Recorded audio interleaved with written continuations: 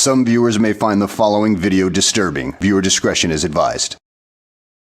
There is a significant percentage of serial killers who choose women as victims, especially those who practice prostitution. Their bohemian and risky lifestyle makes them easy targets for certain sexual predators.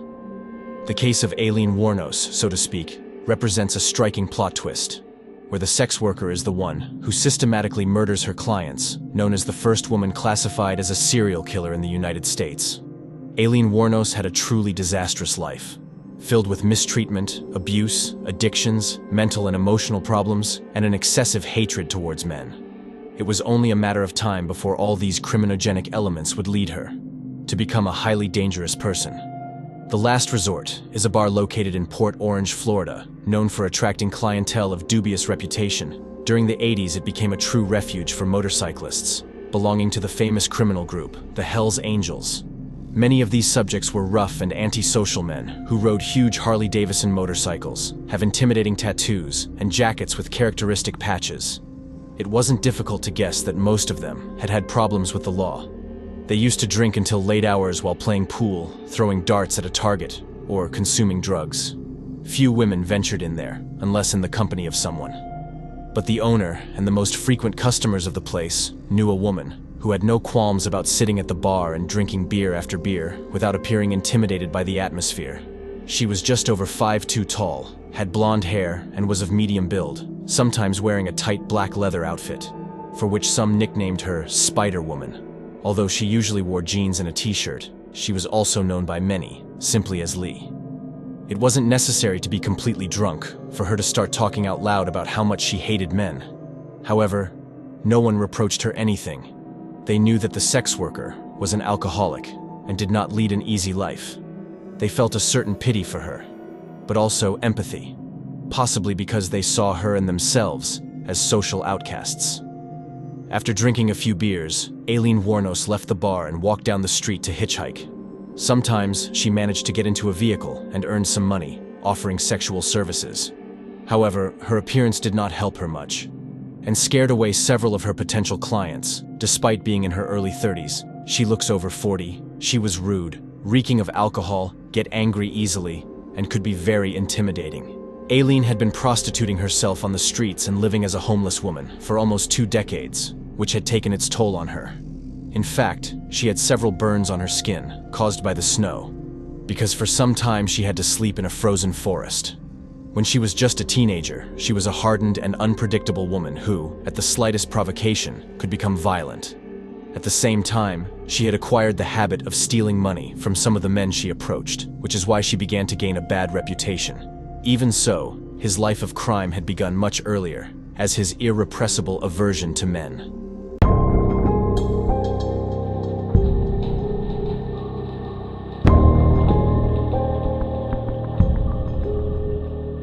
Diane Wuornos, Aileen's mother, was a girl of only 14 years old when she ran away from home in 1954 and went to live with her boyfriend, 20-year-old Leo Pittman. In 1955, Diane gave birth to her first son, Keith. Although the relationship with her husband deteriorated prematurely, Leo Pittman was a violent individual with pedophile tendencies, which is why he spent long periods in different prisons and psychiatric centers, accused of child abuse. That same year, Diane became pregnant for the second time. But 2 months later, Pittman was again behind bars, and the woman left him. 7 months later, on February 29, 1956, in Rochester, Michigan, Aileen Carol Wuornos would be born. Although with her father's surname, 4 years later, in 1960, Diane abandoned her 2 small children, leaving them in the care of their grandparents, Lori and Britta Wuornos, who legally adopted them. Far from the situation improving, everything became worse. Both children were subjected to mistreatment and belt beatings by their grandfather Lori Wuornos, an intractable drinker and pervert, who also sexually abused Aileen since she was just a little girl. On the other hand, Britta, like her husband, was an alcoholic woman, although at least she showed a little closeness with her grandchildren. Aileen began to show excessively precocious behavior, going so far as to have sexual relations with other children and even with his own brother when she was barely 10 years old. At 11 years old, she was already offering sexual favors to the kids in the neighborhood in exchange for a few dollars, food, or cigarettes. At that time, the townspeople began to nickname her the cigarette's piggy. This promiscuous behavior is just one of the many psychological consequences of childhood sexual abuse, among which you can also find emotional, behavioral, and social adaptation problems, and difficulties in the area of interpersonal relationships. Thanks to this, she had an intractable and extremely explosive character. She had no friends because the other girls considered her rude, problematic, and deep down, they feared her. While other boys, a little older, only approached her to have sex because she had already made a certain name for herself. They knew that they would end up sleeping with her, one way or another. The relationship with his brother Keith was extremely complex. Sometimes they could fight with fists, like two little children, although most of the time they supported each other. They both understood deep down that they only had each other. At the same time, they continued to have consensual sexual relations. Aileen was a problematic teenager with poor school performance and a very bad character.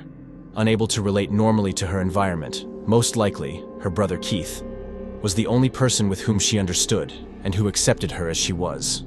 Although she desperately tried to fit in with her surroundings and be part of various social circles, she was constantly discriminated against and rejected.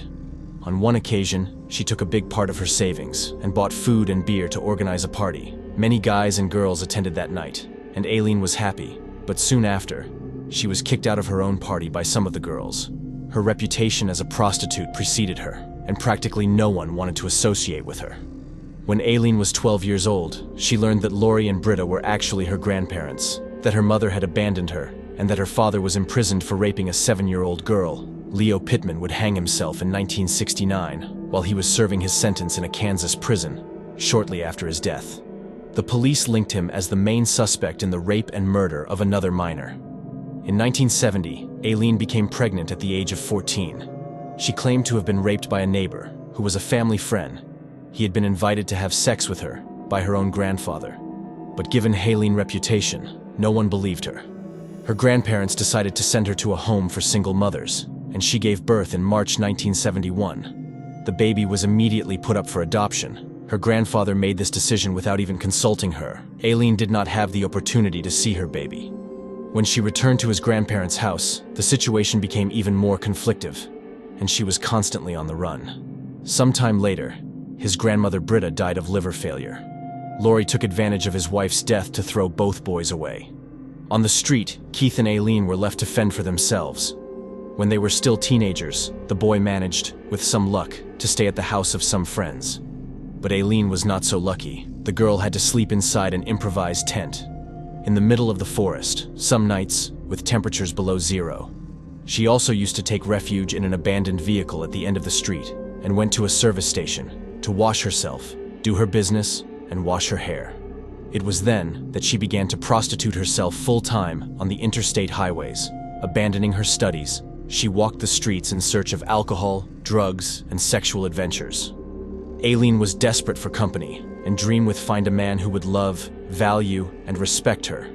But that seemed impossible, and little by little, she began to despise men. She continued stumbling, and her self-destructive lifestyle did nothing but plunge her into misery. At the age of 20, after several mishaps with the police and without a fixed direction, she decided to move, passing through several cities and finally settling in Daytona Beach, Florida. In early 1976, she met a 70-year-old retiree and yacht club owner named Louis Fell, whom she abruptly married. They met one night. When Louis requested Aileen's services while she was hitchhiking, the old man thought that she was a docile girl with whom he could live and conquer with luxurious gifts, but couldn't have been more wrong. It only took a couple of days after the wedding before Aileen showed her strong temperament. She left the house every night, only to return completely drunk late at night. She insulted her husband, threatened him, and even attacked him with her own cane. It was then that he filed for divorce and a restraining order, just 9 weeks after they got married. The warm and festive atmosphere of Florida offered an attractive alternative to the harsh winters she had to endure in Michigan. If she didn't have enough money to rent a room, she could at least sleep on one of its beaches. Free of responsibilities and obligations, Aileen dedicated herself to living day to day. But in July of that same year, days after her divorce, her brother Keith died of throat cancer. Her brother's death left her devastated, with an even greater feeling of helplessness. And although they had been estranged for years, she always expressed special affection towards him. After all, he was the only man in her life who had shown her any love. At the age of 22 and plunged into a deep depression, alone and without friends, she tried to commit suicide in 1978, shooting herself with a .22 caliber pistol in the abdomen. She was able to recover from her wounds, and although she received psychological help, it would not be enough to stop his suicidal tendencies. She continued for several years with a nomadic lifestyle, becoming an alcoholic who wandered through bars, motels, and roads to practicing prostitution. She began to carry out acts of vandalism, theft, and robbery. Her criminal behavior would reach a peak when on May 20th, 1981, at the age of 25, she carried out an armed robbery in a mini-market, wearing only a small bikini. She was arrested and sentenced to 3 years in prison. Once she was released in 1983, she returned to the streets to become a prostitute. Aileen Wuornos felt helpless. Several of the romantic relationships she had throughout her life ended violently, largely due to her alcoholism and his bad character. Even so, she blamed her partners. Her resentment towards men grew day by day. Certainly alarmingly, practicing prostitution was becoming more and more unbearable, but it was the only means she had to survive. At the age of 28, according to her own words, she decided to try dating another girls. During the spring of 1986, Aileen met a 24-year-old girl named Tyria Moore in a bar. They became lovers, and from then on, they would be inseparable. Tyria was a shy, inexperienced girl, and she had found in Aileen a woman who made herself respected and who pampered her and fulfilled all her whims. On the other hand, for the first time in her life, Aileen felt that someone admired her, loved, and respected. Aileen was completely in love with her young lover. She had promised herself to take care of her and protect her, no matter what. Both women were constantly traveling in search of a place to sleep. They could spend some nights at friends' houses, bars, motels, trailers, or even in the depths of the Florida forests to keep the relationship afloat. Aileen was aware that they needed economic stability. She never stopped prostituting herself in order to cover her and her partner's expenses. But she soon realized that the money was not enough for them. There were fewer and fewer vehicles that stopped when they saw her wandering down the road. Her appearance was no longer as attractive as when she was younger. Tyria was trying to earn a few dollars by cleaning motel rooms and houses. Although she encouraged Aileen to quit prostitution, she flatly refused, due to the idea that Tyria might abandon her, due to the lack of money and the stress that was happening to the relationship. That idea tormented her. On the night of November 30th, 1989, the risk that comes with a lifestyle like prostitution became more tangible than ever for Aileen. While she was looking for clients, on the side of the highway, she was picked up by a 51-year-old man named Richard Mallory. They stopped near Route Y95 with the intention of drinking alcohol and had sex, but things got out of control when the man tried to sexually abuse her. Richard Mallory turned out to be a dangerous ex-convict accused of rape. After a violent struggle, he was able to subject her to tying her up and rape her. But he was unaware that the woman was carrying a .22 caliber pistol inside her bag. Aileen managed to take her gun and killed him with 4 shots to the chest. After stealing everything he had on him, she wrapped Mallory's body in an old rug, which she found lying near the woods, and took her vehicle. Aileen carried a gun with her most of the time. Although she had never shot any of her clients, she used to do shooting practice in the middle of the forest to sharpen her aim. She wanted to be prepared in case she ever had to defend herself. Although this first crime could be justifiable, especially taking into account the criminal record of Richard Mallory and the statements of Aileen Wuornos, who claimed that the man was torturing her and had threatened to kill her. It is likely that it would have been considered a homicide in self-defense and not murder. But Aileen distrusted the police so much, since in her experience, the police never took sex workers seriously. She was sure that she would go straight to jail, so instead of going to the police and telling her version of events, she preferred to flee with the money and his victim's car, aggravating the situation. That night, Aileen arrived at the Fairview Motel complex in Daytona, where she was living with Tyria. She told her that she had murdered a man. At first, Tyria did not believe her, since Aileen was too calm. But when she saw the car of the victim in the parking lot, and Aileen asked her for help to clean up all the evidence, she realized that Aileen was not lying. Mallory's vehicle was discovered the next day, abandoned among some trees, and his body was found 2 weeks later in Volusia County. The police did not find any clues. That helped them solve the crime, and it quickly go cold, without a single suspect. Tyria was very nervous about the whole situation. She began to fear for her own integrity, since she knew very well Aileen's character and her outbursts of anger. But she also thought that this could have been a one-time event, and that indeed, Aileen had defended herself from a rapist. In the only way she could, she didn't dare ask any more questions about it, and they continued their routine as a couple, at least for a few months. Aileen was convinced that Tyria would not abandon her if she could get enough money to pay rent and support her. At the same time, she knew that her physical attractiveness was fading, and that getting clients was increasingly difficult. She was so desperate to keep her young lover by her side that she decided to return to the roads. However, this time, with a very different disposition and intentions. Gone were the years in which she enjoyed sexual encounters with men. For a long time, her work as a prostitute was unpleasant to her. She hated having sex with men, and blamed them for a large part of his misfortunes, possibly with the only one she had a relationship of sincere affection. It was with his deceased brother Keith, the fantasy of murdering a man, and take away everything he had on him, began to seem pleasant. Thus, on June 1st, 1990, a little more than 6 months after the first murder, Aileen killed 43-year-old David Spears, after getting into his vehicle, offering his sexual services. 5 days later, and in similar circumstances, 40-year-old Charles Carskadden became his third victim. Aileen Wuornos had become a serial killer. Florida authorities were aware of the murders, but didn't have any evidence that linked the cases, mainly because they were spread across different counties, within a 100-mile radius. Aileen had been relatively cautious in that sense. Although all her victims were executed with a .22 caliber pistol, which would eventually become an important clue for investigators.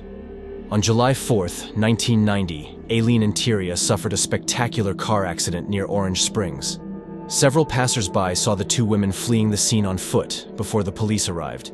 Some people tried to help them, as they were injured, but they refused. When the agents showed up at the scene of the accident, they checked the license plate and discovered that the car belonged to a 65-year-old man named Peter Seams, reported missing 3 weeks earlier. Witnesses were able to describe the two suspects, and a pair of spoken portraits were made. Despite the efforts of the police, couldn't find the women, and the body of Peter Seams would never be found. After the incident, Tyria confirmed her suspicions. That vehicle they left abandoned was possibly from another victim. She felt terrified at the thought that she could be accused of complicity, and decided to move to a sister's house in Pennsylvania after ending her romance with Aileen, who was devastated. A month later, on August 4th, Aileen murdered again. This time, a 50-year-old man named Troy Burris.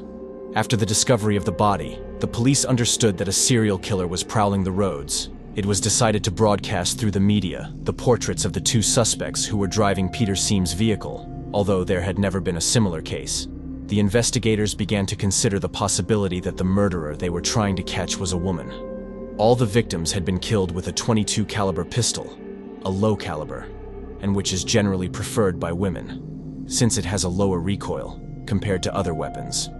Was not a certainty, but the puzzle was beginning to take shape little by little.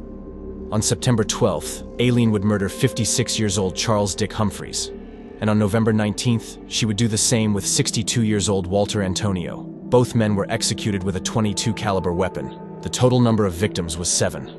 Although she was still free, she had the feeling that the police were on her trail. Tyria had abandoned her. She had no money. She was tired. And going through a deep depression, she decided to get rid of the murder weapon, throwing it from the bridge of Rose Bay. On December 6, 1990, Aileen pawned a camera she had stolen from his first victim, Richard Mallory. The police knew that at all the crime scenes, various valuables were stolen, and they kept a record of everything that came in and out the pawn shops in Florida. That's how they found Mallory's camera, which was accompanied by a ticket, with the fingerprint of the person who had pawned it. Finally, the police knew her name was Aileen Wuornos.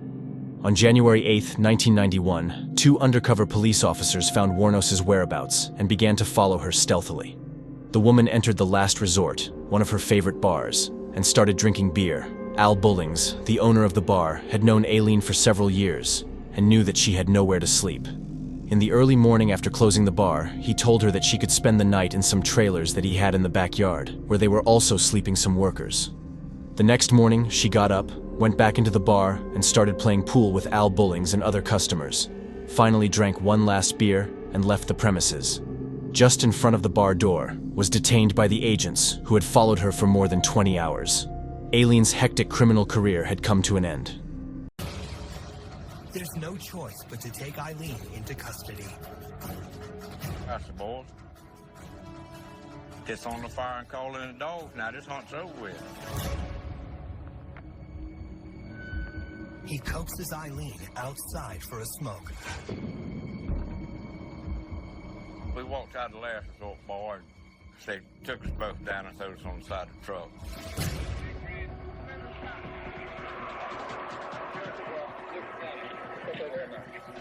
Hey, what's wrong? Joyner plays along. Yeah, I ain't got the case. I ain't got nothing, man. I ain't got no justification. Let me see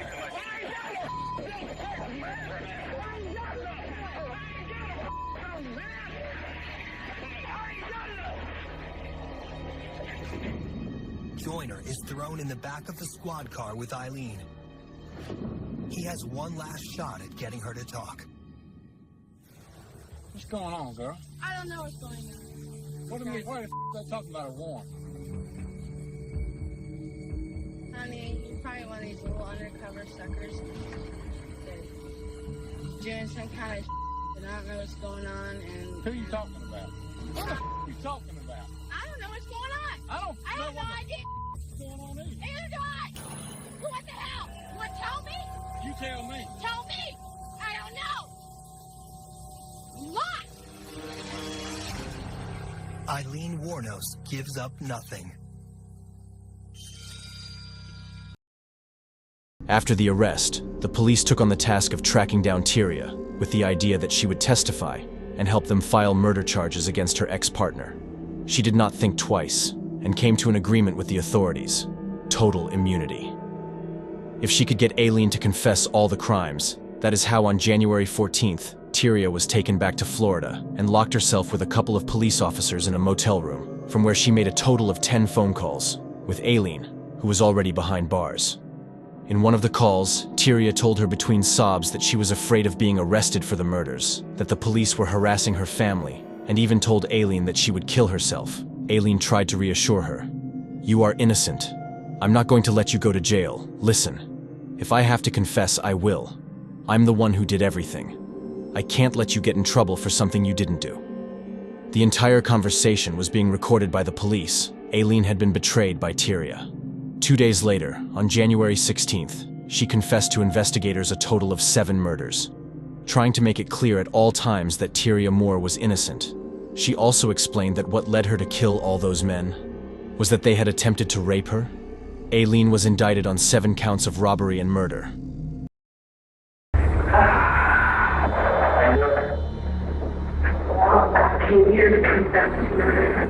If you want to try to be better than this, that way, I think you are entitled to such counsel. Well, what's the attorney going to do? I know what I did. I'm confessing what I did. Go ahead. That's true.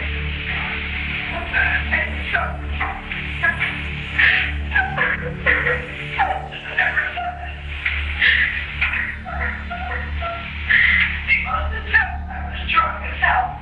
And I was a professional. So these guys would take my office. And then they did the sometimes, you know, and so when they started to get wrong with me or whatever, I just like opened up and fired. I wasn't enough of the reason. I know that I don't want my girlfriend involved because this is why I'm doing this. He did not do anything, and I'm trying to make this clear. That's why I'm doing this. The crimes of Aileen Wuornos shocked the entire United States, a country extremely accustomed to this type of criminal. But they are generally male, and this particular case was unique in its kind. The story of a prostitute who went out into the streets to murder men in cold blood. It was too appetizing news not to be exploited to the hilt by the press, and so it was. They nicknamed her the Damsel of Death, and presented to the world as the first serial killer in history. Although several criminologists did not agree with this statement, the figure of Aileen was positioned at the level of the most infamous serial killers from North America.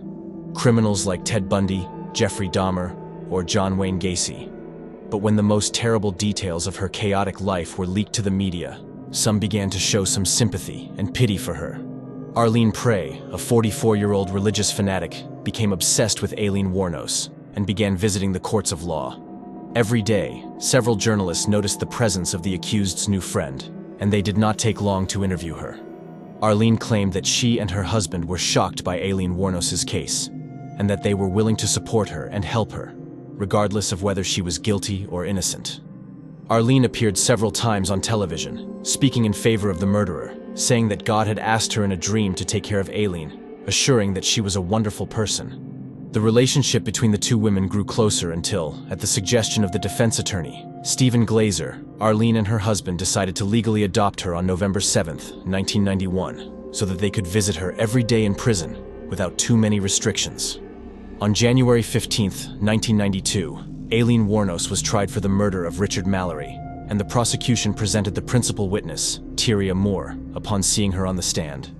Aileen immediately burst into tears, while Tyria gave a detailed and cold statement against her. She didn't get emotional at any time, nor did she look at her face. Not even for a single second. She was simply fulfilling his part of the deal with the police. That would be one of the few emotional scenes in the trial. From then on, Aileen would begin to show her explosive nature, shouting offenses and threats at anyone who spoke to her. Tricia Jenkins, one of her lawyers, was unable to make her see reason. Jenkins's strategy was to convince the jury that Aileen had acted in self-defense in the case of Richard Mallory, since he would have gagged her, tortured her, raped her, and threatened her with death. Before the defendant reached for her gun and shot him, however, after seeing Aileen's explosive nature, no one on the jury believed the story. Wuornos was found guilty of first-degree murder and sentenced to capital punishment on January 31st at the age of 36. As she left, she shouted to the jury, "I was raped. I hope they rape you too, trash of America." Although Richard Mallory had a criminal record for having committed a rape several years before, this relevant fact came to light thanks to an NBC reporter at the end of 1992, and it was never considered as a mitigating circumstance for a new trial. Influenced by her lawyer and her adoptive mother, Aileen Wuornos pleaded guilty to all the crimes for which she was being accused and received 5 other death sentences, except for the case of Peter Seams, since his body was never found. She spent much of her time behind bars reading the Bible and drawing pictures for her adoptive mother, her only childhood friend, who visited her in prison a couple of times. Dawn Botkins said in an interview that Aileen Prey was collecting Aileen's drawings to make a museum and sell them to collectors of serial killer items. Aileen Prey and Aileen's lawyer, Stephen Glazer, also asked British documentary filmmaker and director Nick Broomfield for $25,000 so he could interview Aileen for his new documentary, Aileen Wuornos, The Selling of a Serial Killer.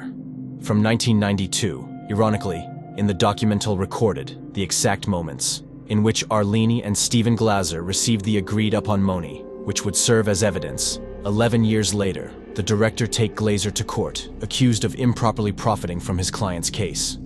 At the same time, some police officers, and Tyria Moore herself, were negotiating the rights to books, television series, and even a movie about Aileen's case.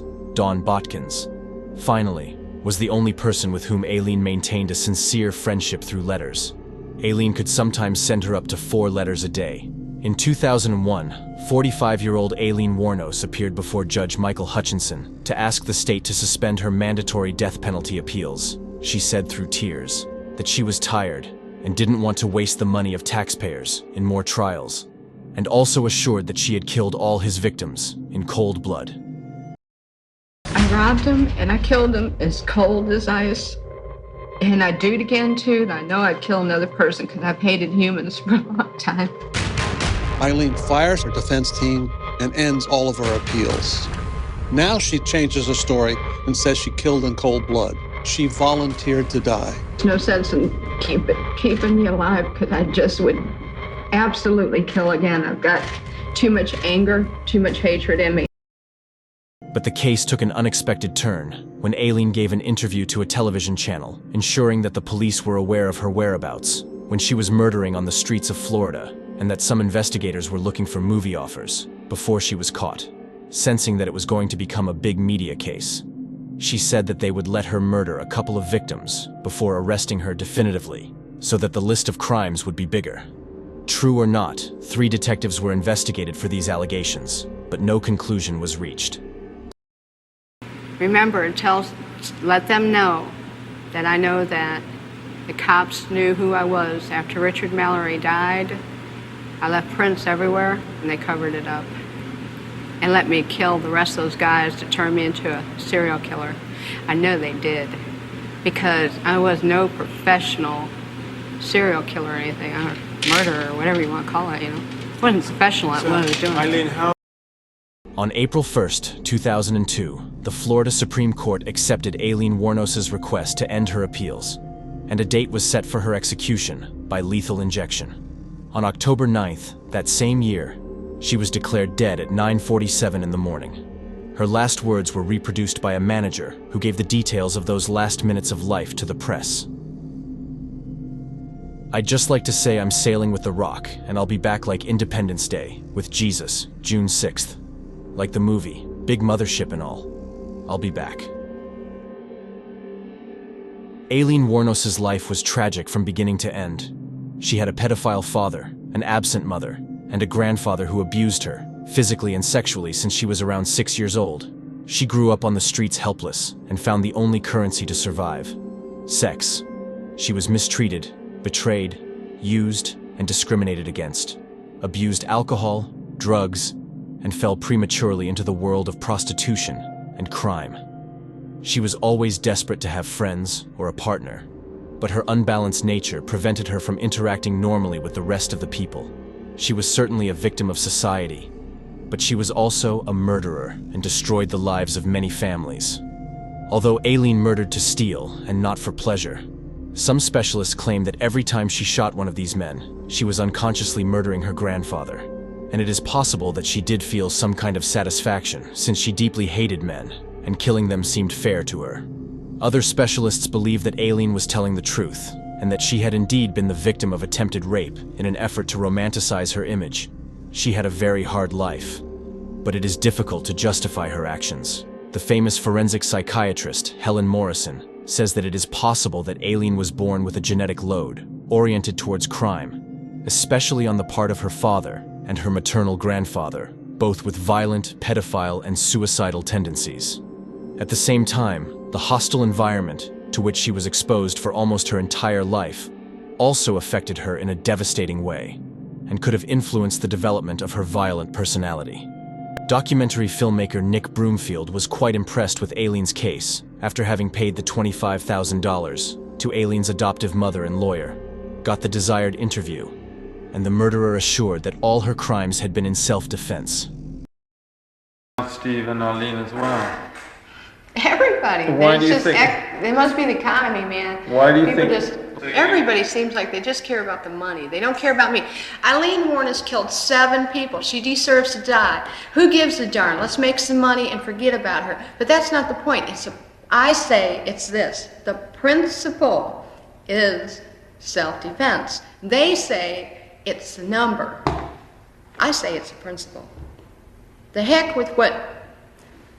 It has nothing to do with the number killed. It's the principle. But they're saying, if there's a number, no. Self-defense is self-defense no matter how many times it is. I don't care if it's 100 times. I never provoked those guys. I never provoked them. I never showed any provocations whatsoever. It was very nice, very decent, very clean, very ladylike. I didn't even swear in front of my clients. And a lot of my clients, I talked about Jesus and I talked political. Both mixed together, and we never argued.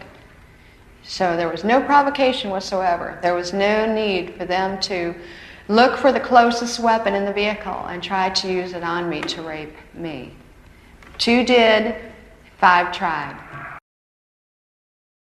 11 years later, he decided to make a second documentary called Aileen, Life and Death of a Serial Killer, released in 2003. But this time, he wanted to go much further and testified in favor of Aileen, accusing the bad practice of her lawyer, in a trial where it was evident that both Arlene Prey and Stephen Glazer were shamelessly profiting from Aileen. They had even urged her to take her life, because supposedly they agreed to negotiate the script for a film about the case, and an ending where the protagonist committed suicide was much more attractive. Wuornos, who was present at the trial, asked Nick Broomfield to visit her shortly after. She was very grateful for his honesty and happy to see him again after so many years. In the interview, she told him that she wanted to be honest and tell him the whole truth. This time, she confessed to having murdered his 7 victims in cold blood, said that she wanted to die with a clear conscience, and that was the only way to do it. Aileen told Broomfield that she was tired and wanted to die. She had already given up all her appeals and was just waiting for the day of her execution. Nick Broomfield was affected by what was happening. He was not so innocent to think that this time Aileen was telling him the truth. But it was clear to him that he was facing a mentally ill woman, possibly incapable of being executed according to United States law. During Richard Mallory's trial, Aileen Wuornos was interviewed by 3 specialists who came to the conclusion that she was qualified to face a trial.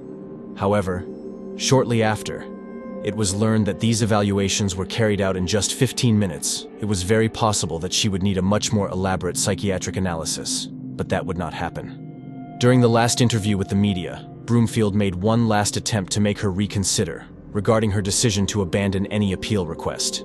But he only managed to make Aileen begin to act crazy. Her face transformed. She began to scream wildly, and her wild eyes left those present frozen. Broomfield only confirmed her suspicions, although Aileen insisted that she was not crazy, and before leaving, extremely dazed, she flipped her middle finger and left. But why not say now? Because I'm out of retaliation for taking my life like this and getting rich off it all these years in total pathological lying.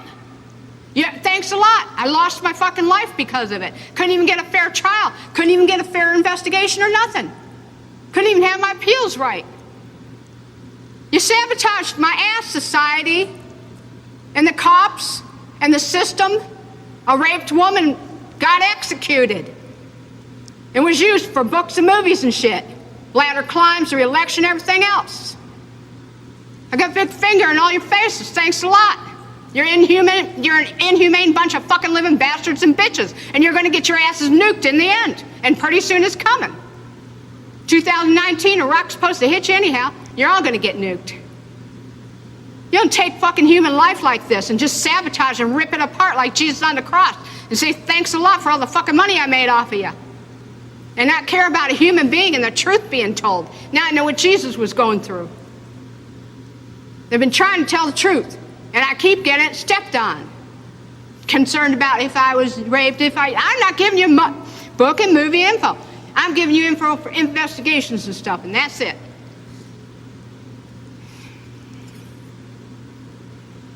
We're gonna have to cut this interview, Nick. I'm not going to go into any more detail. I'm leaving. I'm glad. Thanks a lot, society, for railroading my ass. Okay, let's go.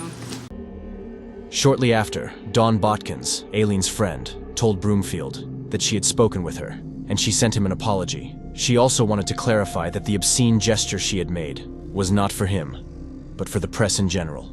Before she died, Aileen Wuornos agreed to let her childhood friend, Dawn Botkins, keep her ashes, on the condition that she play the song Carnival by Natalie Merchant. Botkins buried Aileen's ashes under one of the trees on his property, where they lie to this day. Poor Aileen, after her horrible life, the teenager being bad, 20s being bad, 30s being bad, then death row, she wanted to go home to God. That's exactly what she did. I put her ashes right around her tree when we got home. She wanted me to do that. And this is where she's at. And her tree's getting bigger and bigger and bigger. And I suppose she'll be here forever. And it's quiet, it's peaceful, nobody attacking her, nobody bothering her. She's very happy. This is exactly where she belongs. No other place but here.